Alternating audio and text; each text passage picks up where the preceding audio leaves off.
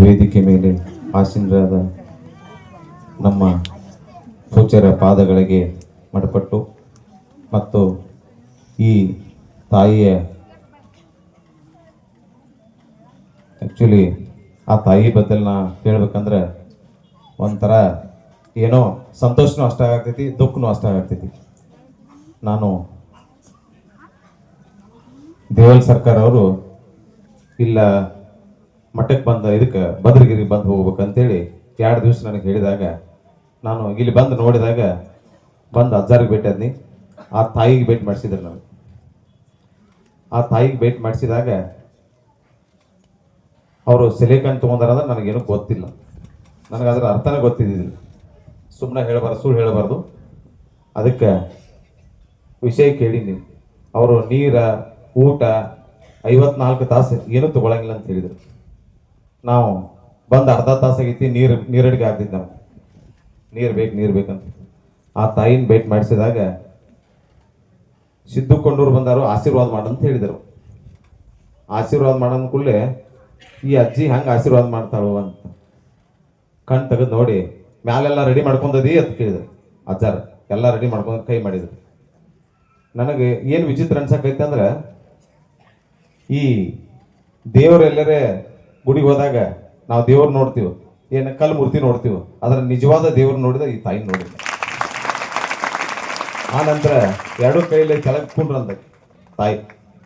ನಾ ಹಿಂಗೆ ಕೆಳಗೆ ಕುಂಡ್ರಂದ ಕೆಳಗೆ ಕೂತ್ ಮೇಲೆ 2 ಕೈ ನನ್ನ ತಲೆ ಮೇಲೆ ಇಟ್ಟು, ನನ್ನ ತಲೆ ಮೇಲೆ ಇಟ್ಟಾಗ ನನ್ನ ಮೈಯಾಗಿನ ಕೂದಲೆಲ್ಲ ನೆಟ್ಗೋದು.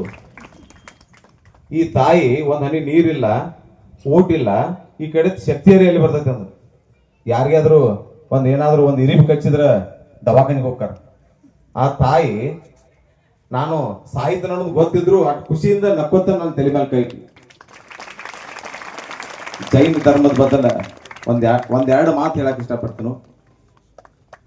ಜೈನ ಧರ್ಮದವ್ರಿಗೆ ಯಾಕೆ ಭಾಳ ಬದುಕ್ತಾರೋ, 90, 95 ವರ್ಷ, 100 ವರ್ಷ ಮೇಲೆ ಯಾಕೆ ಬದುಕ್ತಾರಂದ್ರೆ, ಅವರ ತಿನ್ನುವಂತ ಆಹಾರ ಇರ್ಬೋದು, ಅವರ ನಡವಳಿಕೆ ಇರ್ಬೋದು, ಅವ್ರ ಪದ್ಧತಿಗಳಿರ್ಬೋದು, ಅವರು ದಿನಾಲು ಟೈಮ್ ಟು ಟೈಮ್ ಊಟ, ಟೈಮ್ ಟು ಟೈಮ್ ನಿದ್ದೆ ಮಾಡೋದಿರ್ಬೋದು.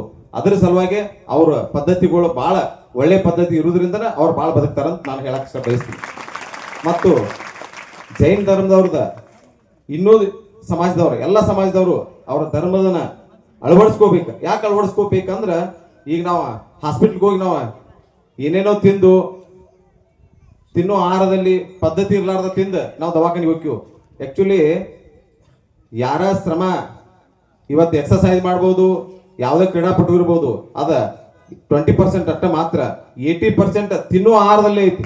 ನಾವು ತಿನ್ನೋ ಆಹಾರದಲ್ಲಿ ಮೇಂಟೈನ್ ಮಾಡಿದ್ರೆ ನಾವು 100 ವರ್ಷ ಮೇಲೆ ಬದುಕಕ್ಕೆ ಸಾಧ್ಯ. ಇಲ್ಲಾಂದ್ರೆ ಎಂಥ ಪೈಲ್ವಾನ್ಗಳು ಇರ್ತಾರೆ, ಸಿಕ್ಕಾಪಟ್ಟಿ ತಿಂದಿರ್ತಾರೆ, ಅವರು ನೋಡಿರ್ಬೇಕಾರೆ ಪೈಲ್ವಾನ್ಗಳು ತಿನ್ನೋ ಆಹಾರ ಪದ್ಧತಿ ಸರಿ ಇರ್ಲಾರ್ಕ ಲಗುನ ಸಾಯ್ತಾರೆ, ಎಂಥ ಪೈಲ್ವಾನ್ರಿದ್ರು.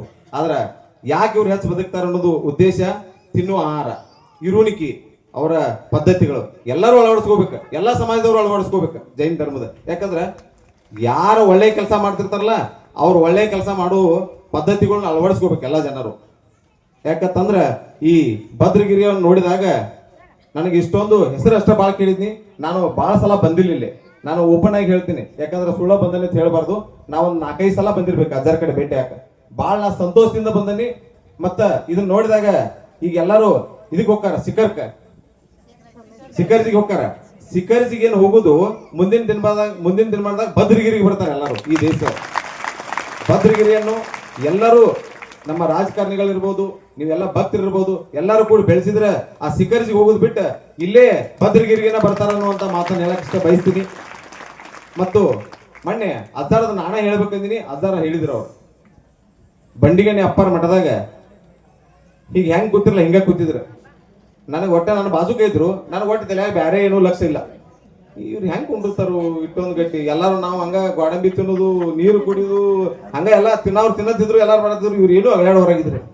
ಕಡಿಲಿ ಹಸಿಗೆ ನನಗೆ ಭಾಳ ಸಂಕಟ ಹಾಕಿತ್ತು. ಕೇಳಿಬಿಟ್ನೆ, ಬೈವರಕತ್ತಿ ಏನಾರು ತಪ್ಪು ತಿಳ್ಕೊರಕ್ ಅವ್ರ ಅಜ್ಜಾರನ್ನ ಕೇಳಿಬಿಟ್ನೆ. ಏನ್ ಕೇಳಿನ್ರಿ ಅಜ್ಜಾರ, ಸಾವಕಾಶ ಕಿವ್ಯಾಗ ಕೇಳಿ, ನೀವಿಟ್ಟು ಗಟ್ಟಿಯಾಗಿ ಕೂತಾರಿ ಹೆಂಗ್ರಿ? ಒಂದು 5 ನಿಮಿಷ ನಾವು ಕಾಲ ಅಗಾಡ್ಸಿಲ್ಲ ಅಂದ್ರೆ ಸಮಾಧಾನ ಆಗಂಗಿಲ್ಲ. ನೀವು ಹೆಂಗೆ ಕೂತಾರಿ? ನನ್ನ ಸಾಧನೆ ಅಂದ್ರೆ ಇರುವಂತ ಭಕ್ತಿ ಅದ. ನಾ ಕುಂಡ್ರಬೇಕು, ನಾ ಮಾಡಬೇಕು, ನಾ ಸಾಧನೆ ಮಾಡಬೇಕು ಅನ್ನುವಂಥ ಭಕ್ತಿ ಅದ ಅವ್ರ ಕಡೆ ಇರುವಂಥದ್ದು. ಅದಕ್ಕೆ ಅವರು ನೇಮಗಳನ್ನ ಅಳವಡಿಸ್ಕೊಂಡ್ರೆ ನಮ್ಮೆಲ್ಲರಿಗೂ ಒಳ್ಳೆಯದು. ಅದಕ್ಕೆ ದಯವಿಟ್ಟು ಎಲ್ಲರೂ ಆ ಜೈನ ಧರ್ಮದ ನೇಮಗಳನ್ನ ಅಳವಡಿಸ್ಕೊಂಡು ಎಲ್ಲರೂ ಈ ಜೈನ ಧರ್ಮದ ನೇಮಗಳು ಅಳವಡಿಸ್ಕೊಂಡು ನಾವೆಲ್ಲರೂ ಯಶಸ್ವಿ ಆಗ್ಬೇಕಾದ್ರು ಅಳವಡಿಸ್ಕೊಂತಂದ್ರೆ ಹಂಗ ನಾಮಕೆ ವ್ಯವಸ್ಥೆ ಅಳವಡಿಸ್ಕೋಬಾರ್ದು. ನಾವೆಲ್ಲರೂ ಧರ್ಮಗಳನ್ನ ಅಳವಡಿಸ್ಕೊಂಡು ನಾವು ಮುಂದೆ ಎಲ್ಲರೂ ಸಾಗೋಣ. ಆ ತಾಯಿಗೆ ಆತ್ಮಕ್ಕೆ ಶಾಂತಿ ಸಿಗಲಿ ಅಂತೇಳಿ ನನ್ನ ಮಾತಿಗೆ ವಿರಾಮ ಹಾಕ್ತೀನಿ.